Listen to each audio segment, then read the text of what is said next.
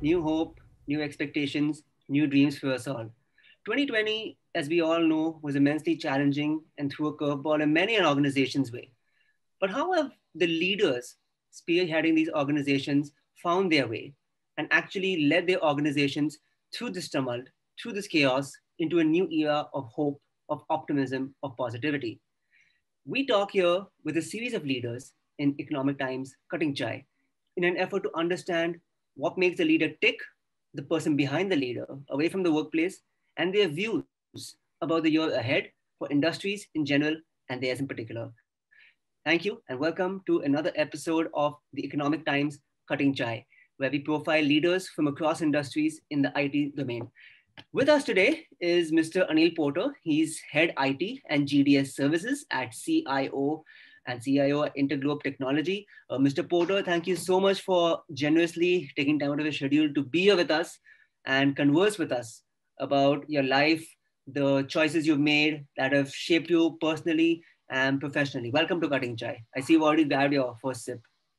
Thanks, Karan. Pleasure is all mine. Thanks for having me in. Right. So, oftentimes it's said that our parents, our early experiences are very formative for us. If you were to pick out something that perhaps sticks in your memory that really perhaps shaped you as the person, as a professional you are today, what would that be? So, Karan, I come from a very humble background. So, I come from a lower middle class family Right. where my mother was a government servant. Uh, she comes from the medical fraternity, was a nurse in subdivision hospital. Mm-hmm. My father, my late father, was working in escorts motorcycle division. So, obviously, if I talk about my childhood, uh, from the day, from the years that kind of still collects some memories, which is, so I was born in 70, so I don't recollect anything between 70 to 74, but 75 onwards kind of have some memories. So, humble background, very limited kind of resources that were there or available to us. We two brothers. One thing is like we always had a value. We valued resources. Mm-hmm. So it's not that anything used to come very easy. There were certain things which came easy because of both parents being working. But yeah, one thing, constant reminder from our parents was that it's coming, but you need to value it. And it's going to be very tough when you are kind of in your professional lives, whenever that starts. So we, I think our upbringing has been how to kind of make balance between what is available. Always say for the rainy day. Don't go overboard. There's an old saying in Hindi, ki "Chada se zyada pav mein pilao." So that kind of is the building block or foundation Mm-hmm. uh, for whatever that we've been doing till date. Uh, so my schooling was from a government school. Okay. Did my 12th from a government school. Passed out, did my engineering, and then into workforce. So all throughout this time, it's always been like kind of struggling for resources, whether it was financial or books or lectures or space somewhere, or for that matter, even traversing on public transport. So it's been, I won't call it that tough a childhood, but a good educating journey of how Mm-hmm. to use those experiences to build the next years that come up. Right. So essentially, the school of hard knocks, as they colloquially refer to it. Right. Um, Mr. Porter, of course, it goes without saying, I have to ask you this, being as you are deeply interconnected with the travel, with the hospitality industry. You've obviously, pre-pandemic, traveled a whole lot, seen a lot of the world. Are there any particular experiences, memories, old or new, that stick out in your memory? Yeah, so being part of the travel industry, I think it's an occupational hazard. Uh, Maybe hazard now, but not previously. But yeah, so one thing which kind of keeps sticking me in this industry is like invariably you will be traveling somewhere or the other. Mm. And by virtue of being in travel, you kind of see or visit a lot of exotic places, Right. which otherwise you'll have to spend a lot of money to be there. So I would say that I've been fortunate that I've kind of traversed bit part of the good part of the globe without really had to spend a penny from my pocket. So, uh, but yeah, different memories, different kinds. So uh, I wouldn't call it ugly, but yeah, good. Maybe some not that very good, Mm-hmm. or some excellent journeys. Because typically when you're traveling on work, you don't happen to kind of have an ugly face. Very Yeah. rarely that anybody will encounter such things. But yeah, pretty good. Uh, I think one incident that I would like to kind of share. Uh, I'd gone to Da Nang Mm-hmm. in so a couple of years back. Da Nang is in Vietnam. So Vietnam is more military controlled, and so the way to get a visa is online.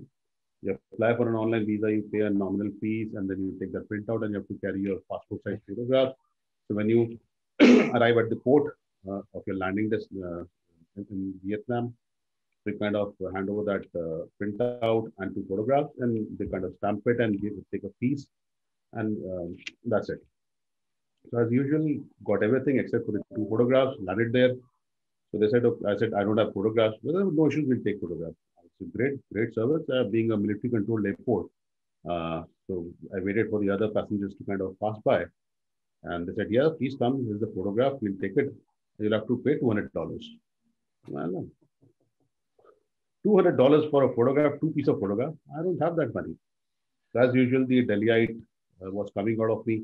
I started haggling, negotiated. So the fees, I think, was about $30 there that you have to Mm-hmm. pay. So I kind of settled it at $50. I said, this is what I have. Take it or leave it. So they kind of came down from $230 to $50, and I walked out. But anyhow, some of my friends then later told me what fool you were. It's a military controlled airport where you will kind of get vanished. Nobody in the world will ever come to know.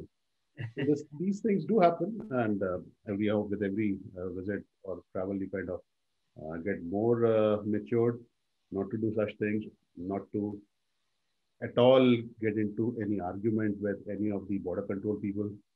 Be polite, always smiling. Yeah. So you learn through this good memories of various travels to multiple destinations. Right. I hear you have a little bit of a soft spot for the hills and take off it at the first opportunity. Was this something that was there in you from your early days, or is it something that grew in you over the years? Yeah. So yes, it has always been, and like any lad, you play at that time. So you didn't have much of options to play because till date, like you have more sporting options today, but Yeah. at our time there were only three: cricket, football, and hockey. Maybe some tennis, table tennis. Tennis was not that really kind of prevalent at that time because it was very expensive to play tennis. So did so was quite athletic at that point of time, but later during the professional phase, you kind of lose that and and you kind of you start getting into a sedentary lifestyle. Mm-hmm. So as age catches up and you continue to be under sedentary lifestyle, so obviously it has its own impact. So there was a knock on my hell door. So to get in shape or struggle with the limited life that you would have, I think that was a wake up call. And then I again came back to my regime. And so I had almost reached weight of 104 kilograms and everything bad that could happen. From there, brought it down, reduced about good 20 plus kilograms back in my health regime. Uh, so I enjoy running now. So at least 5 days in a week, I do run 10 kilometers daily. So obviously, the winter it kind of becomes erratic because of weather. Mm-hmm. You don't want to fall ill and kind of miss out. And especially the scenario that is there is that if you have the slightest cold, you kind of persona non grata, whether it is office or at home, you will have to kind of quarantine yourself into one small corner. So anyhow, so but yeah, I enjoy back into physical regime, exercising regime, keeps the mind, body, everything healthy going. So it's been great back into the physical activities. So clearly, I mean, self improvement is something of a thing with you because I hear that you also completed a PG in blockchain very recently and you've enrolled for an LLB quite late in life, it must be said. What inspired this move in this particular direction? Yeah, so I did my PG in blockchain just for the reason because it was becoming very hard for me to understand. And whatever literature that is available, going through it was not giving me that kind of confidence and kick. Okay. So I thought, okay, fine, let's do this because you'll have to do something or the other and you have to keep on educating yourself. So did this, I completed this in June last year. And then after doing it, I find, okay, fine, it has been done. But is it really adding to my career, uh, future career, future prospects, and what we'll have to do? So there were two thought processes. One was obviously if we look at CIO as a community or as a designation or IT head or whatever you may call it, Mm-hmm. it's almost like on its very fag end of demise. So I don't think so in next 3 years, after 2 years, anybody will be called as a CIO in an organization. So that's for sure that will happen. The other aspect is the age, what age you are, and whether you kind of reach that level, which is beyond IT, and kind of are value adding more in terms of top line contribution to the organization. So IT heads or CIOs who kind of cross that threshold, then still have some longevity. The other aspect was that I do kind of represent company various cases wherever it happens and court cases. So I'm called in for more technical expertise, uh, giving some technical clarities and all.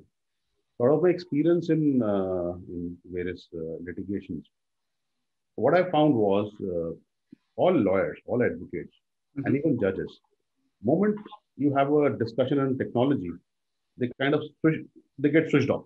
They don't understand. It's very difficult for them to understand the concept, the how things work, what goes behind, and when, if there's a dispute around it, so they've had it. Mm-hmm. So it's not once or twice. In all appearances, I kind of see this glaringly where there's a kind of vacuum that while they could be best of lawyers, best of judges, but when it comes to technology, they're so badly handicapped.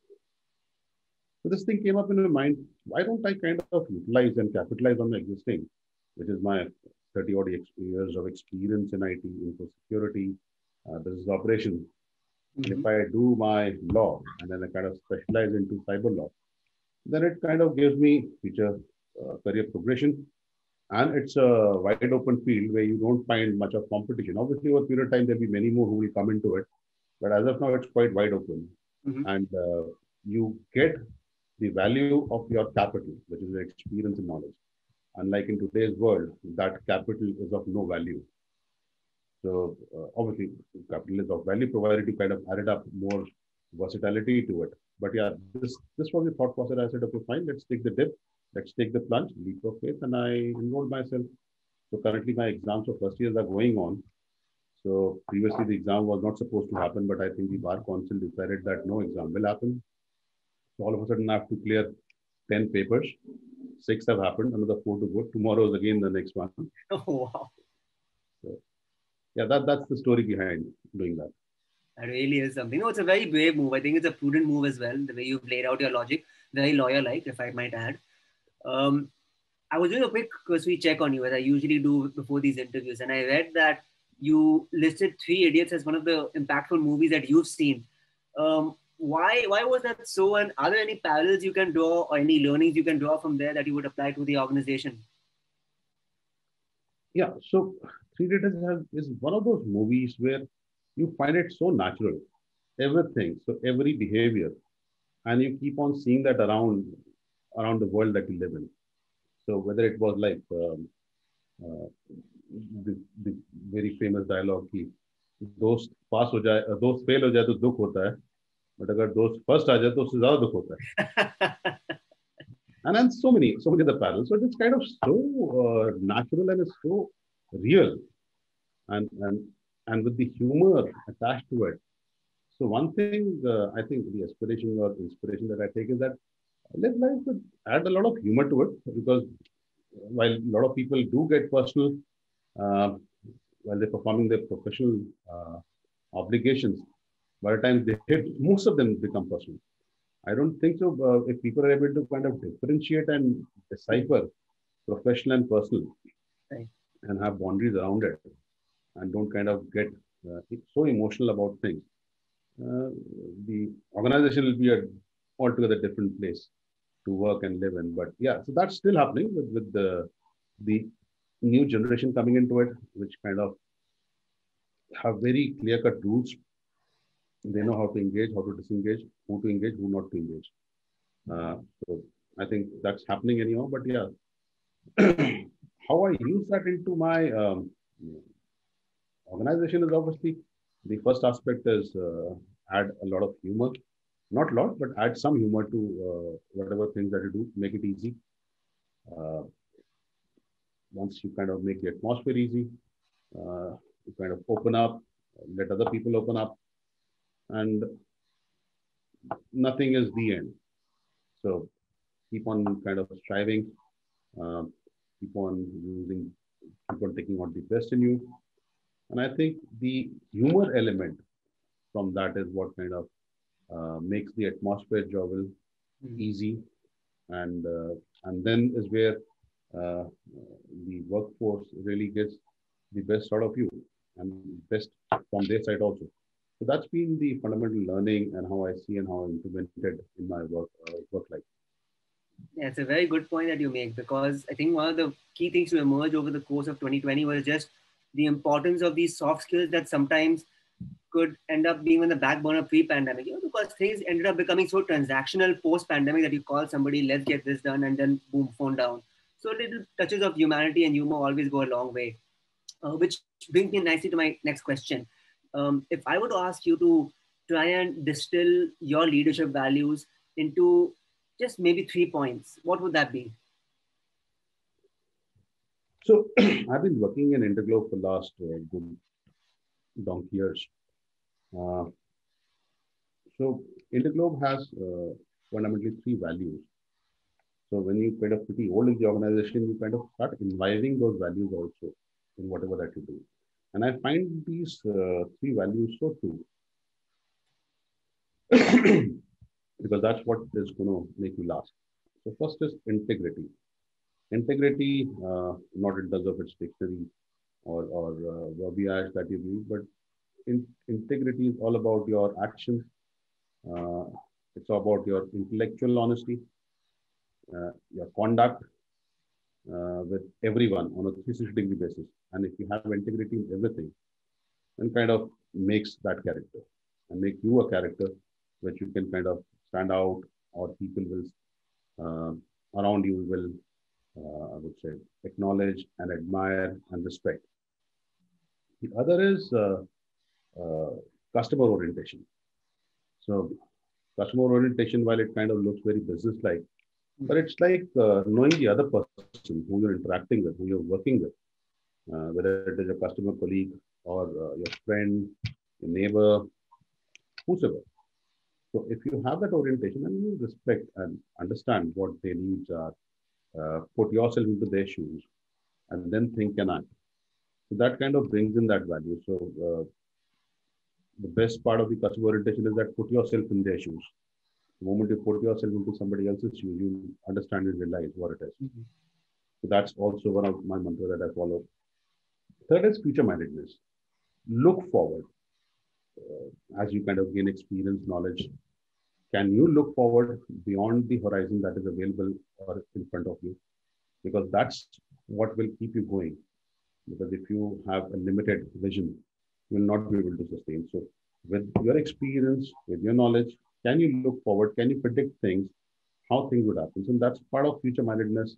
It kind of helps me also, both professionally, personally. I do experiment on my own self.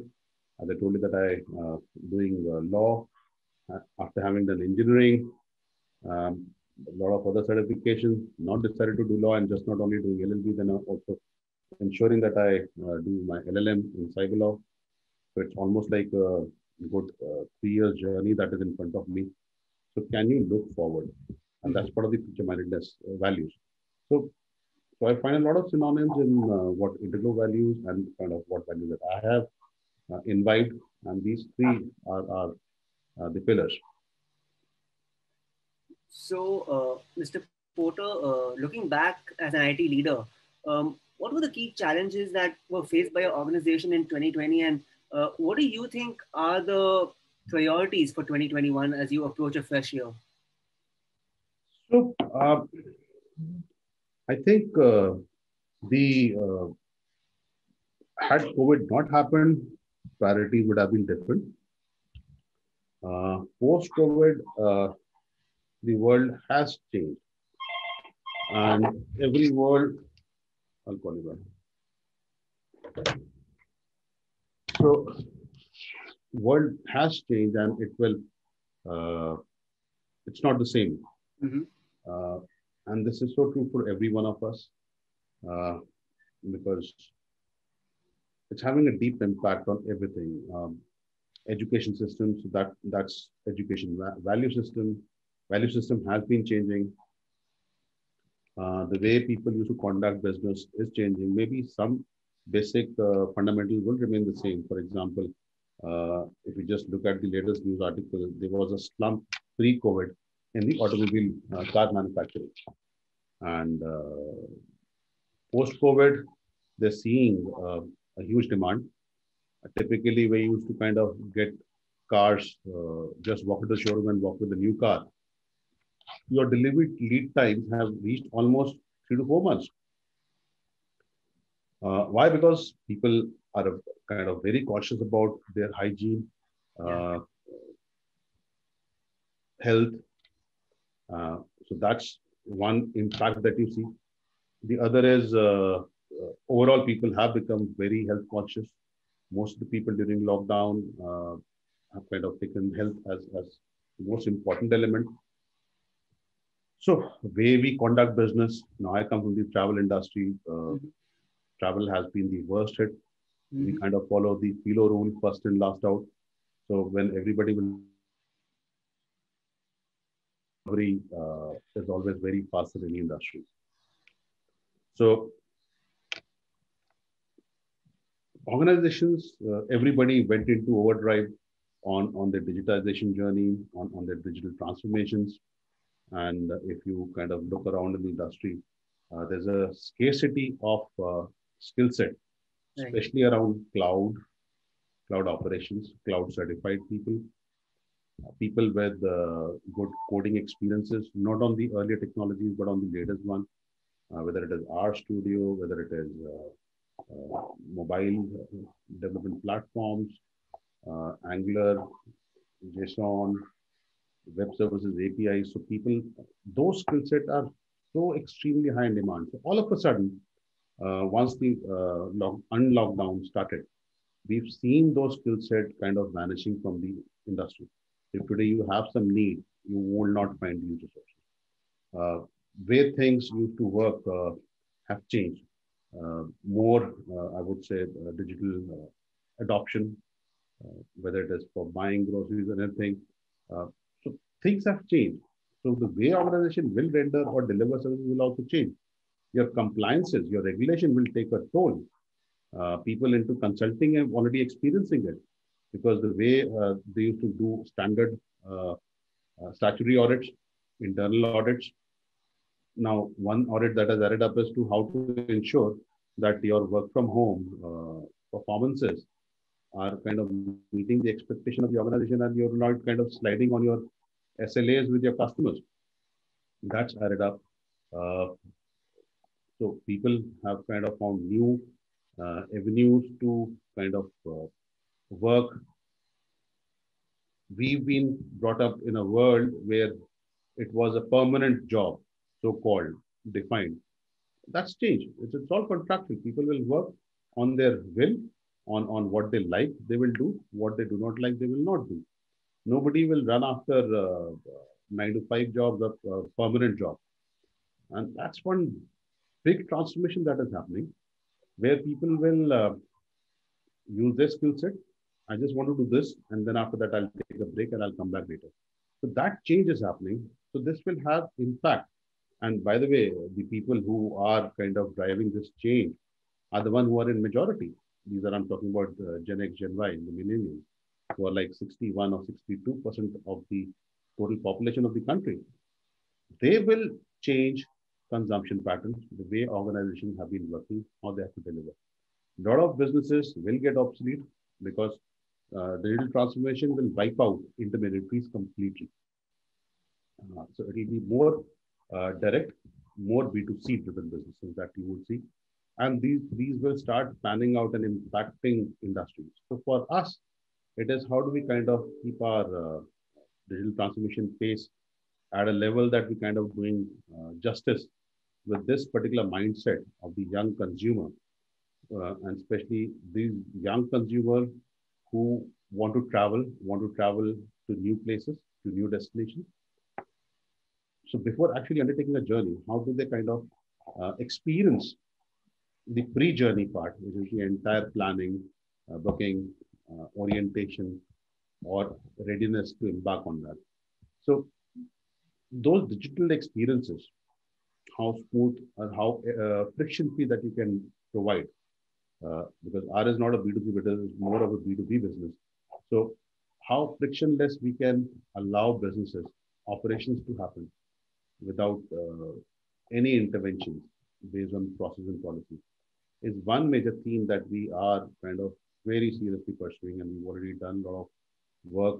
We are into production in certain aspects of it, and we keenly kind of monitoring those aspects because that's what will kind of make you relevant in the future.